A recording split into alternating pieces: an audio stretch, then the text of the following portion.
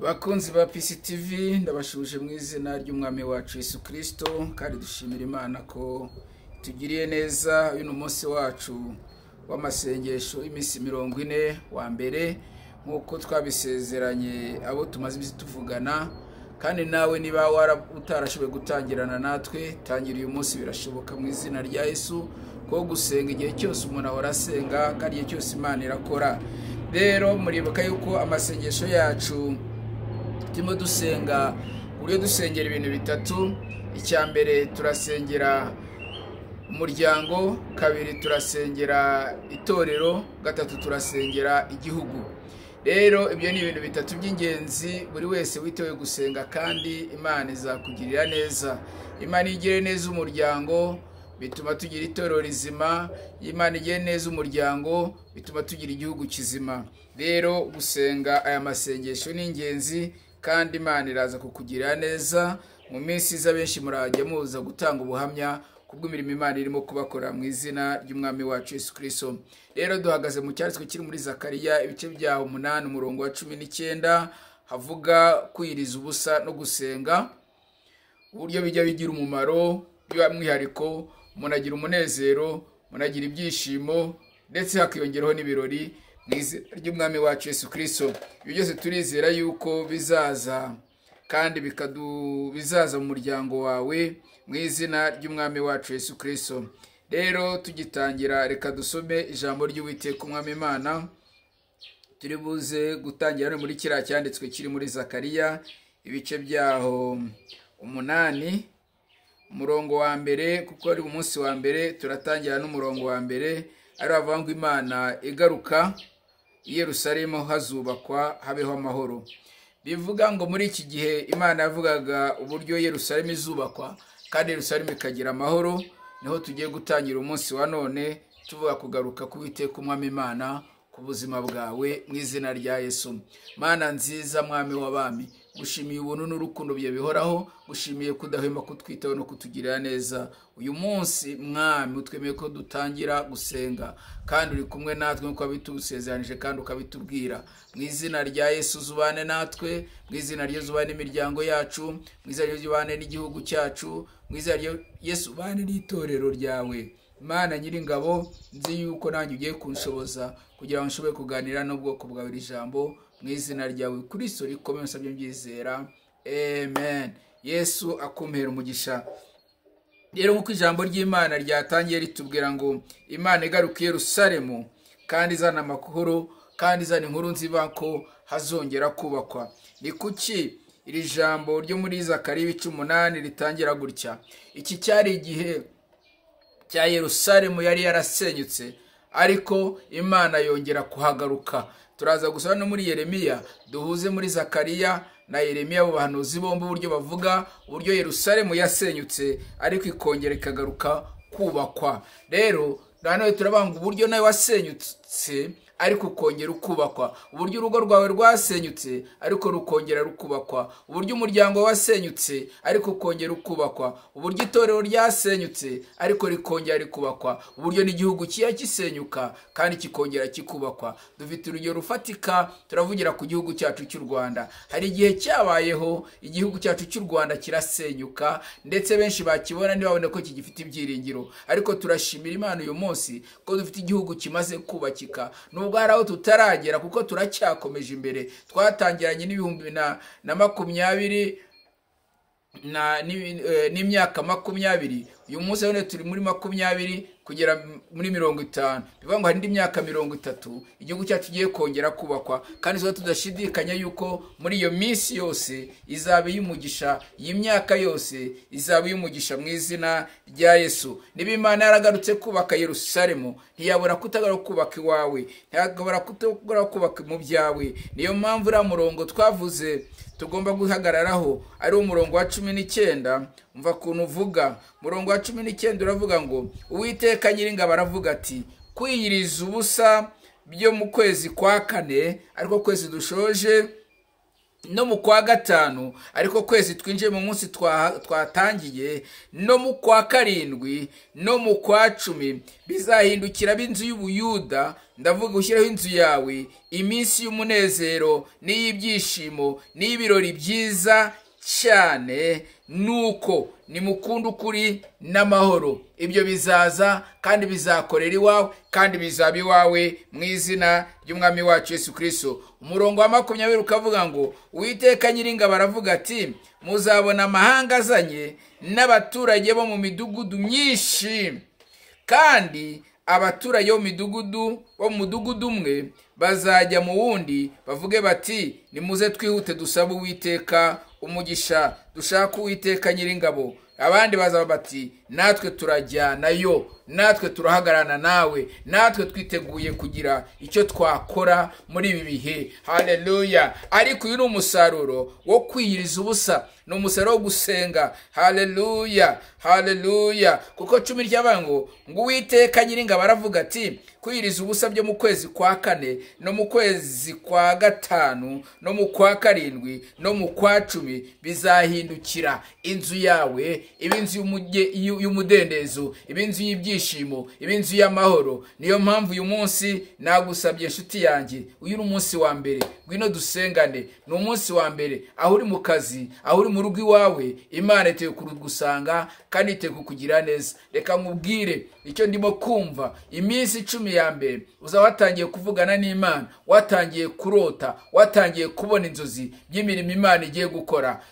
Indi minsi 10 Yesu nashimwe izakurikiraho, benshi muzatangira kubona ibitangaza Imana izagenda ikora ku buzima bwanyu, ku muryango, ibyifuzo byawe byose Imana izagenda igushyigikira kandi uzabibona n'amaso yawe. Haleluya! Rero biratubwiye ngo kwiyiriza ubusa, niyo mpamvu amasengesho twaravuze ngo ni amasengesho yo kwiyiriza ubusa, ariko ntabwo ari amasengesho yo kureka ibiryo burundu. Ni ukuvuga ngo mu gitondo na saa sita ibyo twabaye tubishyize ku ruhande, tuba dusangira rimwe ku mugoroba. Imana ikumera umugisha rero we wayasenze, Imana ikumera umugisha wo dukurikiye, ndetse nawe uzumva inyigisho ukayumva igufasheho, ukumva iri sengesho nayo rirakureba. Niyo yaba atari uyu munsi nayo ejo watangira cyangwa icyumweru gitaha, ndetse mu minsi 40 hari abantu batandukanye Imana izagenda igirira neza mu izina ry'umwami wacu Yesu Kristo. Kandi Imana ije kugira gute? Ije kongera kukubaka. Uyu munsi turavuga kugarukwaho n'Imana, kongera ukagarukaho n'Imana, kongera kugaruza ibyawe, kongera kugaruza abawe, kongera kwegera umugisha wawe. Birashoboka ko uyu munsi waba rutandukanye n'umugisha wawe, ariko nanone nkubwira ngo muri aya masengesho uraza kwegera umugisha wawe. Muri aya masengesho inyenyeri yawe yakongera ikaka. Birashoboka ko ari uri mu mwijima. Bibiliya tubwira neza ngo ahari kurira kwararira umuntu, ariko mu gitondo impundu zikavuga. Ahari waba urimo kurira, ahari wamaze igihe mu marira, ahari wumvaga muri mutima wawe nta mahoro ufite, ngwino dusenga Imana. Imana itego gukora ibikomeye n'ibitangaza. Muri aya masengesho hari imiryango igiye gukinguka. Sinzi umuryango wari warakinze, sinzi aho wabonaga ibyo byakingiye, sinzi aho wabonaga ibyo byapfiriye, ariko muri aya masengesho ngufitiye inkuru nziza. Uwiteka Umwami Imana agiye kuza kubaka, agiye kuza kugushyiraho inzira, agiye kuza kurwanirira intambara yo mu Rwanda. Wabuze ugushyigikira, wabuze ukuba hafi, wabuze uguhumuriza. Imana yohereje uguhumuriza mu izina rya Yesu Kristo, kuko hari inzira irimo guharurwa, hari inzira irimo gutegurwa yo gutabarwa kwawe, hari inzira irimo gutegurwa yo kubona icyo Imana yavuze ku buzima bwawe mu izina rya Yesu Kristo. Imana yo mu ijuru igusange, Imana yo mu ijuru igusure muri aya masengesho. Niyo mpamvu Uwiteka Nyiringabo avuga ati, kwiriza ubusa kwawe hari icyo kugomba gukora, hari umuryango igomba gukinguka. Kwiyiriza ubusa kwawe hari imigambi y'Imana igiye gusohoza ku buzima bwawe. Yeremiya wagakomeza avuga ngo, Yeremiya ndasoma naho igice cyaho cya 31. Yesu ashimwe. Yeremiya 31. Yeremiya nawe ni umuhanuzi nkunda, kandi nawe afite ijambo ry'ubuhanuzi, kandi iyo jambo uyu munsi ni iryawe mu izina rya Yesu Kristo. Yeremiya 31. Dusoma Bibiliya yera. Biravuga ngo Imana izagirana isezerano rishya n'abantu bayo. Bivuze ngo navuze ngo muri aya masengesho ubu ni ubuhanuzi bwawe. Imana izagirana isezerano rishya n'abantu bayo. Hari abantu b'Imana, hari abantu Imana ifite ibyo yavuze ku buzima bwabo, nibitwara neza bagakora ubushake bw'Imana, Imana izakorana nabo kandi Imana izahagarana nabo, Imana izagushyigikira. Nshuti yanjye reka mubwire, ntabwo Imana yaguta, ahubwo niwe wari warayitaye. Niyo mpamvu Bibiliya ivuga ngo niugaruka Imana yo mu ijuru nayo izongera igaruke, kandi Imana yiteguye kugaruka kandi ikagaruka kubana nawe mu izina ry'umwami wacu Yesu Kristo. Icyaha kiratubwiye umurongo wa mbere ngo Uwiteka aravuga ati, icyo gihe nzaba Imana n'imiryango ya Isiraheli yose nabo bazaba ubwoko bwanjye. Icyo gihe twafashe umwanya wo kuza imbere y'Uwiteka umwami Imana, wo kugarukira Imana. Imana iravugana nayo nkubwire ngo icyo gihe izaba Imana yawe. Icyo gihe Imana izagaruka kandi ize kuba Imana y'umuryango wawe, Imana y'igihugu cyawe, Imana y'itorero ryawe mu izina rya Yesu. Umurongo wa kabiri ukavuga ngo uku niko Uwiteka avuga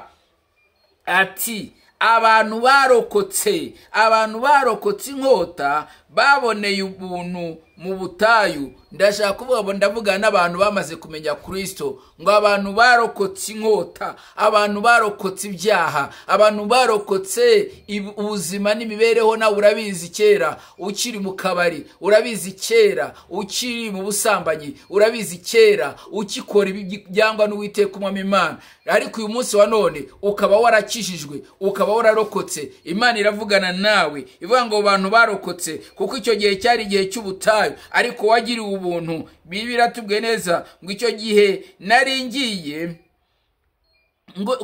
ngiye kubaruhura. Icyo gihe nari ngiye kubaruhura. Iyo tumaze gukizwa tuba turuhutse. Haleluya. Ntabwo umuntu aruhuka uko yapfuye. Abantu bavuga ngo ni nako birivuga mu gitabo cy'Ibyahishuwe ngo baruhutse imiruho n'imihati, abo n'abapfira umwami. Ariko ndavuga ngo niyo twakijijwe, iyo twamaze kwakira Yesu akaba umwami n'umukiza w'ubugingo bwacu, abaturuhuye. Bambe nanjye ubwanjye ndimo mvugana nawe, uwakunyereka ntaramenya Kristo. Nshuti yanjye nagiye ngubwire ngo ubuzima bwacu iyo twamaze kumenya Kristo burahinduka, tugahinduka bashya. Bibiliya iravuga ngo yewe urushye, yewe uremerewe, nuza ukamusanga azakuruhura. Rero ndavugana nawe waruruhijwe n'ibyaha, kandi Yesu Kristo ateze amaboko, yiteguye kukuruhura kandi yiteguye kukugira neza. Nawe mwitabe, nawe mwegere, azakugira neza. Birashoboka none ko wasubiye inyuma, gongera ugarukire Uwiteka, kuko hari andi mahirwe. Hari amahirwe ya kabiri Imana yacu igiduha, Imana yacu igiha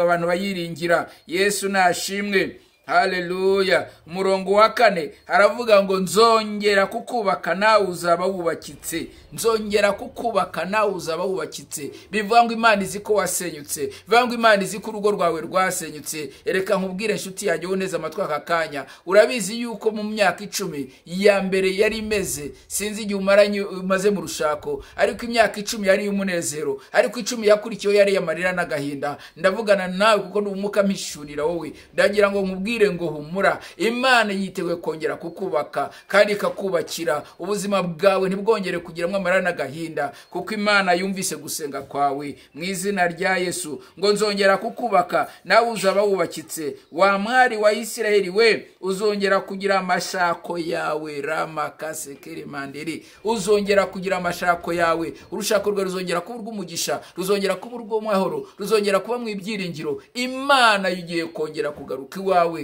Njya nkunda kubwira abantu nkababwira ngo buriya rimwe na rimwe hari igihe Imana tuyimura mu rugo rwacu ntitubimenye. Reka mbabwire, ikintu cya mbere kimuri Imana ni ibyaha. Ibyaha byimura Imana muri twebwe. Ibyaha byimura Imana mu muryango, ibyaha byimura Imana mu gihugu. Yesu nashimwe.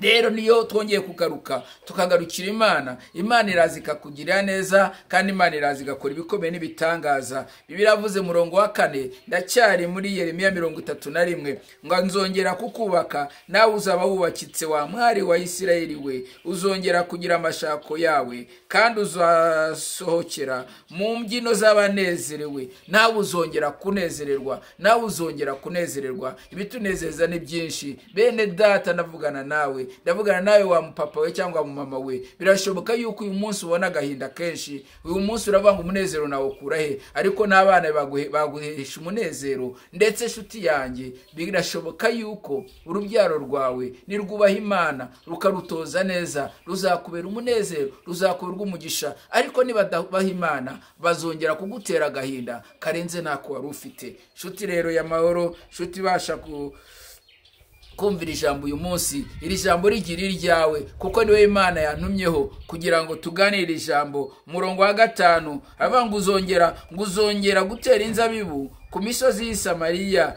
abatezi bazatera kandi bazanezererwa n'imbuto zazo. Uzongera utera inzabibu, uzongera ugira icyo ukora. Uyu munsi turi ku munsi w'umurimo, haleluya. Ariko mu murimo dukora, iyo ukoze ugasenga biragufasha. Niyo nanone usenze ukicara, nanone ntacyo ugeraho. Yesu ashimwe. Ugomba gusenga ukanakora muri uyu munsi w'umurimo. N'ibisi yose byo mu gihugu cyacu cyakizeho umunsi w'umurimo, nuko umurimo nawo tuze umurimo wawo, cyatuza akamaro kawo. Ariko umurimo mwiza ukorana n'amasengesho. Iyo ukoze ukanasenga, Imana yo mu ijuru iraza igakora ibikomeye. Imana yo mu ijuru iraza ikaguha umugisha, ugakora amafaranga angana n'ay'abandi. Ariko kubera ko wayasengeye, kubera yuko usenga Imana, kubera ko wayubahishije Imana, nkubwire ngo ya mafaranga yawe ukava mu bukode ukubaka inzu, ariko wa wundi muhembwa angana akigira kwinywera byeri no mu bindi bintu bishobora kumutwara amafaranga. Rero iyo tugarutse, Imana igarukana natwe, Imana ibana natwe. Ndagukomeza gusenga, ndagukomeza gusengana natwe, uko Imana izajya idushoboza.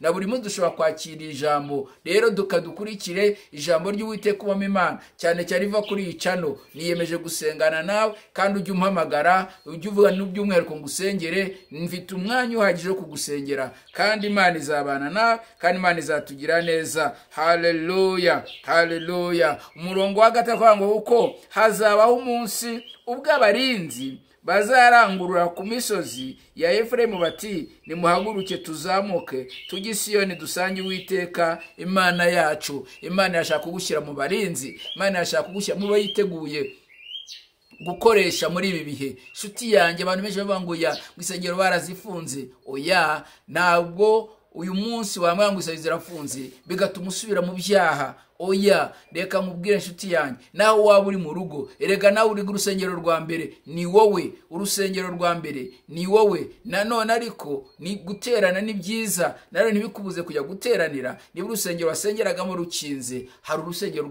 rw'abaturanyi mufitanye imyizerere imwe, numvise hari abongeye gusubira inyuma bakigendera bakijya muri ya madini twavuyemo kera. Ndakubwira nshuti yanjye, ntago nkubwira, ndakubwira nanjye nibwira. Reka twongere tushaka Imana, twongere dukunda Imana, twongere twegera Imana. Imana iradusezeranije ngo izongera kutwubaka. Niyo mpamvu nitugaruka, Imana ituye kutwubaka mu izina rya Yesu Kristo. Wowe nkurikiye muri aka kanya, hari imbaraga z'Imana zigiye kukumanukaho muri iyi minsi 40. Ndagiye nkubwire igice cya mbere cy'amasengesho, hari bitangaza Imana igiye gukora. Uko tugenda dusatira iyo minsi, turajya kugera muri 30, tugere muri 40. Benshi mwamaze gusubizwa, ariko runasubizwa. Uzakomeza usenge Imana, uzakomeze wegera Imana, uzakomeze ushaka Imana. Imana izakureka, Imana izaguhana, ahubwo Imana yiteguye kugukorera uyu munsi, ikanakora no mu bihe bizaza, mu izina ry'Umwami wacu Yesu Kristo. Sinzi ibyifuzo ufite, ariko ndashaka gusengana nawe. Tekereza ku byifuzo ufite, ubishyire imbere y'Uwiteka umwami Imana. Igihe cyose uzumvira iyi audio cyangwa si iyi video, uzahabwa umugisha nujya imbere y'Imana, kwitegura gukorana n'Imana, kwitegura guhagararana n'Imana, ukwizera Imana. Imana izabana nawe, kandi Imana izakuba hafi mu izina rya Yesu Kristo. Mwami mwiza nyiringabo, ni wowe Imana y'agakiza, ni wowe udukiza ukaturengera, ni wowe udutabara. Utubwiye mu ijambo ryawe ngo uzatwubaka, ndetse urabizi neza yuko twari twarasenyutse. Urabizi neza Mwami yuko uri inteza amatwi muri aka kanya, kanya uyu musore yarasenyutse, uyu mwana w'umukobwa yarasenyutse, uyu mama yarasenyutse, uriya mupapa nawe yarasenyutse. Mwami wanjye Nyiringabo, uri Imana ijya yongera ikatwubaka, uri Imana ijya yubaka ubwoko bwayo. Mana ndasenze mu izina rya Yesu Kristo, ngwino wubake, ngwino wubake. Hari amahirwe ya kabiri, ubwa mbere byaranze ariko uyu munsi byakwemera. Uyu munsi hari icyo wakora mu izina rya Yesu. Buri imbaraga mbi zose, iz'abazimu, iz'abarozi, iz'abapfumu, iz'abakonikoni, myuka na karande yari ifashe ubuzima bwe, mu izina rya Yesu ndategetse aka kanya iyo myuka ikurekure, iyo myuka ikurekure. Nta mbaraga y'umwanzi, nta n'intwaro bacuze kukurwanya izagira ikigutwara mu izina rya Yesu Kristo. Muri aya masaha birashoboka kunyumva ari ninjoro, birashoboka kunyumva ari saa sita, birashoboka kunyumva ari amanywa, birashoboka kunyumva ari mu gitondo. Sinzi ahura ayo masaha yariyo, ariko icyo nzi neza, dufite Imana ifite umugambi mwiza ku buzima bwawe, kandi yiteguye kukugirira neza, yiteguye kugukiza iyo ndwara. Ntabwo ari iyo kukwica mu izina rya Yesu Kristo. Iyo ndwara urwaye, Imana yo mu ijuru igiye kuyigukiza, kandi ndagiye ngubwire ngo hari amashimwe, hari amashimwe azongera kugaragara mu kanwa kawe, uvuga imirimo n'ibitangaza Imana ikoze mu izina rya Yesu. Imana ikoze mu izina rya Yesu. Imana ikoze mu izina rya Yesu Kristo. Imana ikugire neza, Imana ikwiteho, Imana ikugire neza, Imana igushoboreshe, Imana iguhumure, Imana iguha amahoro, Imana iguha ibyiringiro. Ize mu rugo rwawe, wongere ubane neza n'umutware wawe, wongere ubane neza n'umufasha wawe, mubane mu mahoro, mubane mu byiza. Nubwo hari ibibazo n'ibikomeye, ariko dufite Imana ibasha gukora cyane ibiruta ibyo twebwe byo dusaba. Ibyo nkubwira nshuti yanjye, nabonye bikomeye muri benshi batandukanye bitari ibyo byawe, kandi Imana ikorana nanjye, mbona ikora igitangaza. Uyu munsi Imana ikora igitangaza, uyu munsi Imana ikora igitangaza, uyu munsi Imana ikora igitangaza, uyu munsi Imana igira ibyihindura. Kandi dusenga amasengesho, Imana ikugire neza, Imana igukomeze, Imana igusubize mu imbaraga mu izina rya Yesu. Wowe urwaye, wowe urwaje, mu izina rya Yesu Imana igukize mu izina rya Yesu Kristo. Biratubwira ngo umugore yari amaze imyaka 12 ariko ahuye na Yesu gusa umwanya umwe gusa, ngo akora ku nshunda y'umwenda wa Yesu, akora ku mwambaro Yesu yari yambaye, umuvura kama mu izina rya Yesu Kristo. Nawe indwara urwaye aka kanya, ndirukana iyo myuka yo kuva igutera kuva, ndirukana imyuka y'umutwe utajya ukira mu izina rya Yesu. Icyo gifu cyawe ndakirukanye mu indwara mu izina rya Yesu. Ayo maso yawe abone neza mu izina rya Yesu Kristo. Ndirukana kansa, ndirukana diabete mu mubiri wawe, mu mubiri wawe bamuzima mu izina rya Yesu Kristo. Mwuka wa pressure uve ku buzima bwawe mu izina rya Yesu. Ndirukana buri umuga bwose bwa buri mu mubiri wawe. Uyu munsi ndavuga ngo uri muzima, uri umunyembaraga. Uyu munsi Imana yo mu ijuru, iyo Imana yo mu ijuru yitewe kugira neza, yitewe no kukwitaho, kandi yitewe gukora ibikomeye mu izina rya Yesu Kristo. Imana yo mu ijuru ikumve kandi umve gusenga kwawe, igitambo cyawe cy'umuvuhumura neza imbere y'Imana yacu, kandi Imana ikurengere ndetse gutabare mu izina rya Yesu. Ndagushimiye Mwami ko mfishe gusenga kwanjye, kandi ukabugire neza abana bawe. Ushobora kumpamagara, ushobora kunyandikira, ushobora kuri WhatsApp yanjye ndetse no muri comment. WhatsApp yanjye ni 0788430085. muri kumwe na Pastor John. Hallelujah. Kandi ubutumwa ushobora kohereza mugenzi wawe, ushobora kuba mugenzi wawe tugasengana. Nubwo igihe cyose uzumvira ubutumwa bwiza, nubwo yaba umunsi w'ejo, Imana yo mu ijuru yiteguye kuza kandi ite kugushyigikira igihe cyose uzasenga muri amasengesho. Imana yambwiye ngo ugiye gutanga andi mahirwe ya kabiri mu izina ry'umwami wacu Yesu Kristo. Amen. Ndabakunda cyane. Uwiteka biteho kandi Uwiteka abaha umugisha, abakomeze muri byose mu izina rya Yesu Kristo. Turakomeje gusenga, turakomeje kujya imbere y'Uwiteka wa Imana, dukomeje kwinginga Uwiteka aguha umugisha. Amen.